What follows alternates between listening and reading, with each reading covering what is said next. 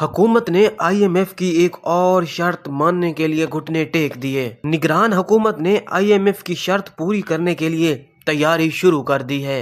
वजारत खजाना ने pension rules में तब्दीलियों के लिए समरी तैयार कर ली है। इन पेंशन रूल्स की तब्दीलियों का इतलाक सिर्फ वफाकी हुकूमत के सिविल मुलाजमीन पर किया जाएगा।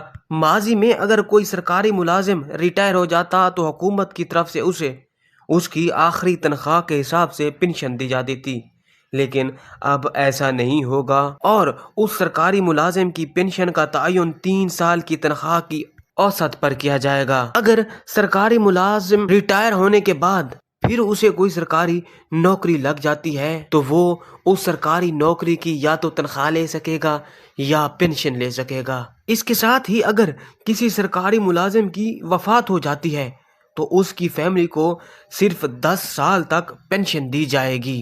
अगर दोनों मियाँ बीवी सरकारी मुलाजिम हैं तो मियाँ को बीवी की पेंशन और बीवी की मियाँ को पेंशन नहीं दी जाएगी। लेकिन सोशल मीडिया पर ये भी रूमर्स हैं कि ये अफवाह सिर्फ इसीलिए उड़ाई जा रही है क्योंकि मियाँ साहब पाकिस्तान तशरीफ ला रहे हैं और उनके पाकिस्तान आने के बाद निगरान हुकूमत इस शर्त से भी पीछे हट जाएगी और कहा जाएगा कि मियाँ मोहम्मद नवाज शरीफ ने सरकारी मुलाजमीन को ये रिलीफ दिलवाने में बड़ा अहम किरदार अदा किया है, जिससे सरकारी मुलाजमीन मियाँ मोहम्मद नवाज शरीफ की सपोर्ट करेंगे और कहा जाएगा कि देखें मियाँ साहब पाकिस्तानी अवाम और सरकारी मुलाजमीन का कितना ख्याल रखते हैं। अब देखना ये होगा कि क्या निगरान हुकूमत IMF की इस शर्त को बगैर पूरा किए दोबारा कर्जा ले सकेगी या नहीं, या वाकई ये सिर्फ इसीलिए किया जा रहा है क्योंकि मियाँ मोहम्मद नवाज शरीफ एक लंबे अरसे के बाद पाकिस्तान आ रहे हैं और उनके अवाम को बेचने के लिए कोई नैरेटिव नहीं है, तो वो इन चीजों को लेके आगे चलेंगे। जिस तरह पंजाब में टीचर्स स्ट्राइक कर रहे हैं, अगर वो उनको भी रिलीफ दिलवाने में कामयाब हो जाएं और वफाकी हुकूमत के सरकारी मुलाजमीन को भी पेंशन के हवाले से